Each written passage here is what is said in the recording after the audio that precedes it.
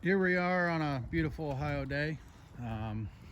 Peek at our SJ205 Tier 4 system, uh, set up with our TW6902 dual gun stud welder.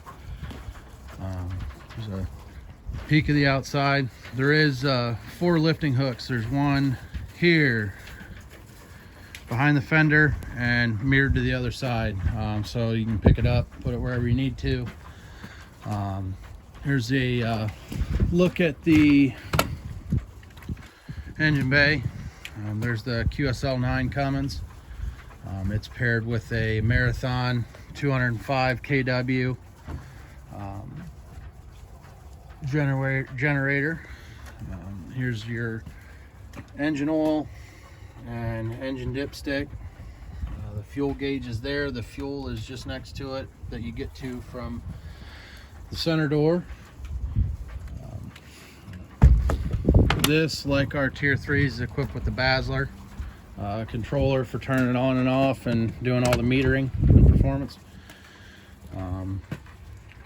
Got a 480 volt 150 amp breaker on the right, 200 amp on the left, for the 200s for tying in just about anything else that's 460, 480, and can go up to 200 amps.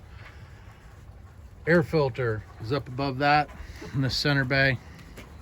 It's actually a dual stage, so there is 2 filters to that. Go over here, got our stud welder bay, easy access here.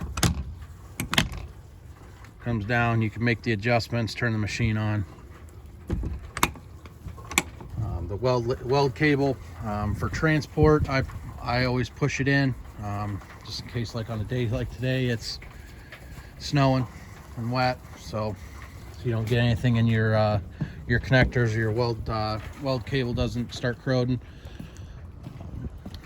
While we're back here, you have a plug-in for running the trickle charger and the block heater on this unit. So if you're ever gonna let it sit for a period of time, or you're working in the colder climates, you plug it in and it powers a plug on the inside here that those 2 things are plugged into. 110, 115 volt breaker here. That's for the plugs that are on the exterior. It gets its power from the generator. At the back of the stud welder here, make things easy. If you ever need to pull the unit, unhook these. You can just loop the cable up on top here, and there's 4 bolts, 2 on each side. You can kind of see one here and there. It's mirrored to the other side. You can just loosen those up, pull the stud welder out.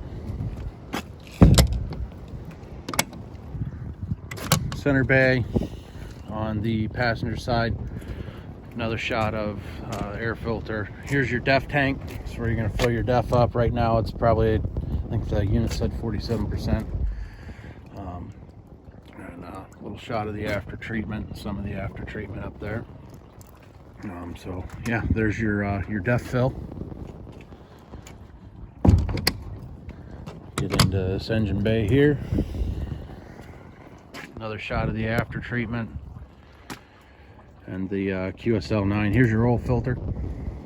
So you got oil filter here. Here's the plug I mentioned earlier, that gets its power from the plug on the very back of the unit for the block heater and the trickle charger. Coolant drains. You have a valve here. It's all going to come out here. So coolant and your oil drain is going to come out here. There's a valve like that one on the opposite side. Make things easy for doing that.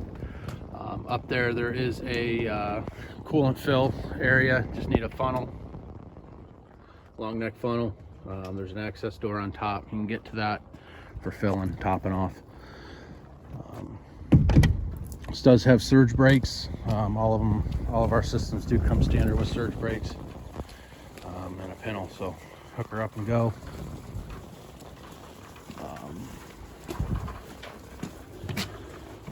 Back into here, got your your fuel filter's there, right on the fuel rail. So with the Basler controller, it's just like with the Tier 3s. You're gonna flip it on.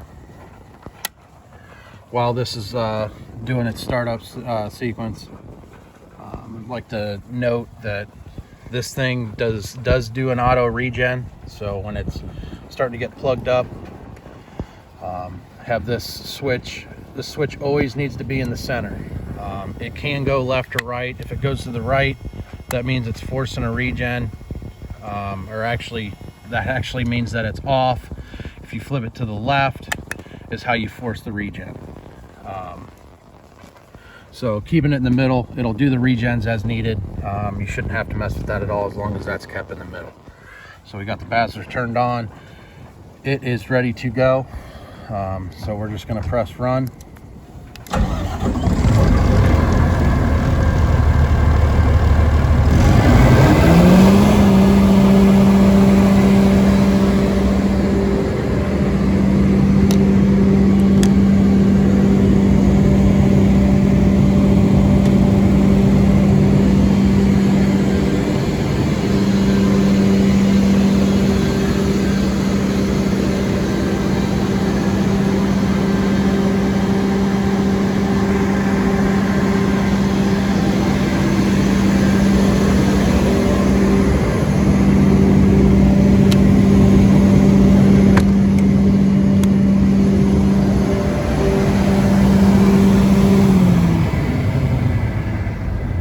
Just like with the Tier 3s, when you're done for the day, shutting it down for lunch, whatever, I'm just gonna press the off button. It's gonna do its disconnect cycle.